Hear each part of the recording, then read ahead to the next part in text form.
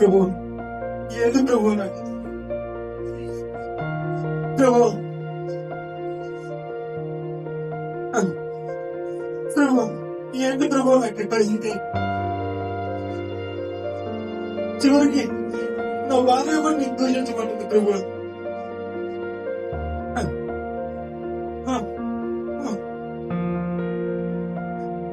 ఏంటి ప్రభు నాకు ఈ భారం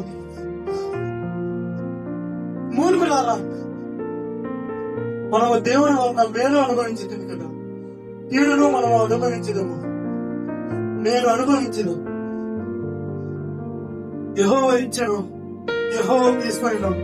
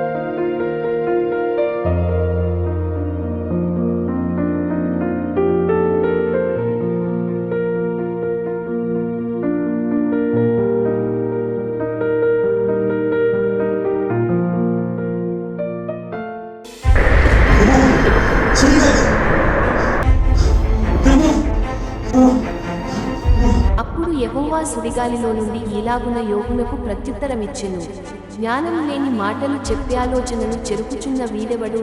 పౌరుషము తెచ్చుకొని నీ నడుము బిగించుకొనుము, నేను నీకు ప్రశ్న వేయుదును, నీవు దానిని నాకు తెలియజెప్పుము. నేను భూమికి పునాదులు వేసినప్పుడు నీవెక్కడ నుంటివి? నీకు వివేకము కలిగియున్న ఎడల చెప్పుము. నీకు తెలిసిన ఎడల దానికి పరిమాణమును నియమించిన వాడెవడో చెప్పుము. దానిమీద పరిమాణపు కొల వేసిన వాడెవడో చెప్పుము. దాని స్తంభముల పాదులు దేనితో కట్టబడినవో చెప్పుము. ఉదయ నక్షత్రములు ఏకముగా కూడి పాడినప్పుడు దేవదూతలందరూ ఆనందించి జయధ్వనులు చేసినప్పుడు దాని మూలరాతిని వేసిన వాడెవడు? సముద్రము దాని గర్భము నుండి పొర్లి రాగా తలుపుల చేత దానిని మూసిన వాడెవడు? నేను మేఘమును దానికి వస్త్రముగాను గాఢాంధకారమును దానికి పొత్తిగుడ్డగాను వేసినప్పుడు నీవుంటివా? దానికి సరిహద్దు నియమించి దానికి అడ్డగడియలను తలుపులను పెట్టించినప్పుడు నీవు ఇంతవరకే గాని మరి దగ్గరకు రాకూడదనియు ఇక్కడనే నీ తరంగముల పొంగు అణపబడుననియు నేను చెప్పినప్పుడు నీవుంటివా?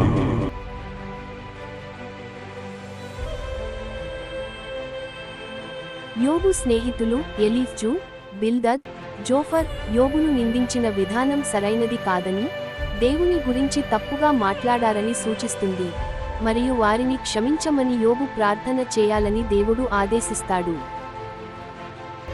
ప్రభువా, నా స్నేహితులు నీ గురించి తెలియక మాట్లాడారయ్యా. వాళ్ళ మీద ఈ పాపాన్ని వేయకు, వాళ్ళని క్షమించు తండ్రి.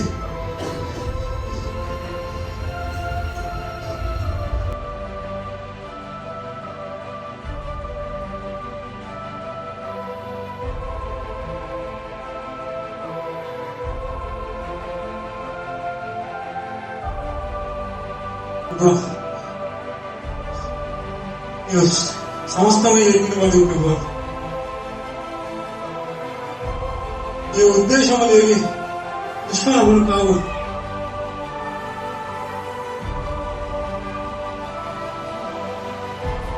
ఎవరు ఎన్ని చెప్పినా నేను నిన్ను విడవను ప్రభు. నీవు నా తోడున్నావు. నా స్నేహితులు నీ గురించి తప్పుగా మాట్లాడిన వారిని క్షమించు ప్రభు. నీవు క్షమించు ప్రభు. దేవుడు